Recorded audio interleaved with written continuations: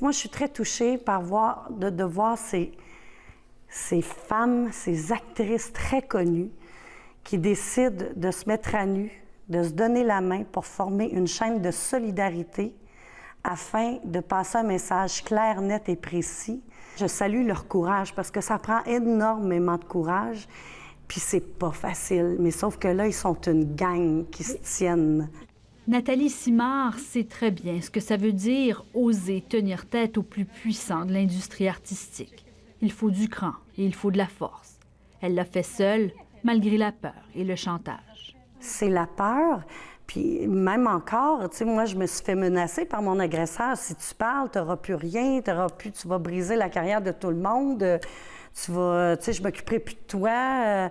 Ta famille, je m'en occuperai plus, tu sais. Elle a été en quelque sorte une pionnière. Quand elle a dénoncé son gérant, Guy Cloutier, en 2004, il n'y avait pas de Twitter et de mots-clics, pas de vague de solidarité non plus. L'appui au sein même de l'industrie a été timide et les contrats ont vite disparu. Vous vous êtes sentie seule? Oui, beaucoup. J'ai vraiment comme ressenti que dans le côté sombre de ce milieu particulier, qu'il y en a qui se sont donné la main pour me démolir ou me définir comme une femme que je n'étais pas.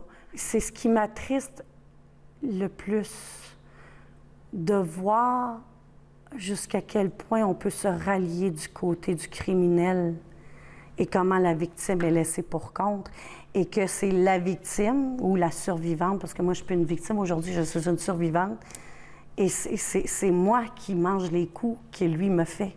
Comme tant d'autres, elle se demande si la mobilisation planétaire à laquelle on assiste sera éphémère ou s'il s'agit d'un véritable point tournant. Encore aujourd'hui, des femmes partagent leur histoire d'agression et de harcèlement. L'actrice Reese Witherspoon a dévoilé qu'elle aussi a été agressée par un directeur alors qu'elle n'avait que 16 ans.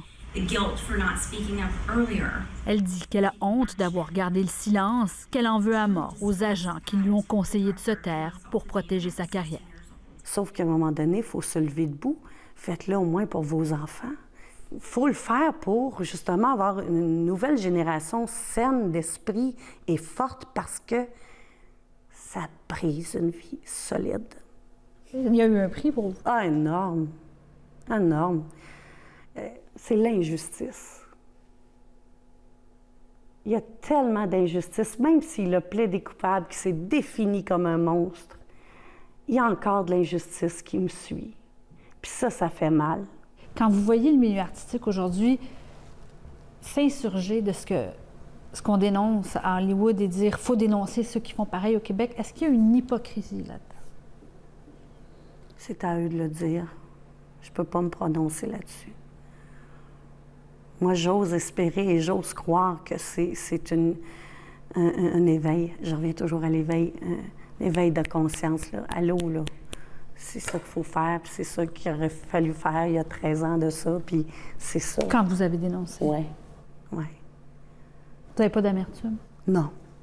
Oh non. J'ai pas de temps pour ça. Moi, là, je me suis libérée. Et aujourd'hui, à la veille de ses 50 ans, Nathalie Simard dit qu'elle n'a aucun regret. Et vous leur dites quoi aux femmes qui se demandent si ça vaut la peine de dénoncer? Je leur dis oui, ça vaudra toujours la peine.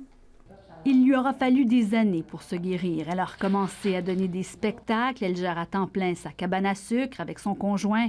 Et ce qui l'émeut aujourd'hui, ce n'est pas tant de voir un géant comme Weinstein tomber. Ce qui la touche, c'est d'entendre des milliers de femmes briser leur silence. C'est la cause. Je l'ai vécu, je l'ai en moi, puis je vais mourir avec. Fait que moi, mon but, quand j'ai dénoncé, c'est je vais faire quelque chose de beau avec ça. Si je peux aider, éveiller des consciences, bien, je vais avoir fait quelque chose de grand dans ma vie, de mon vivant. Puis je vais avoir offert quelque chose de grand aussi à ma fille. Et pour moi, c'est ce qui est le plus important. Une fille à la fois. Une fille à la fois. Merci, Nathalie. Merci.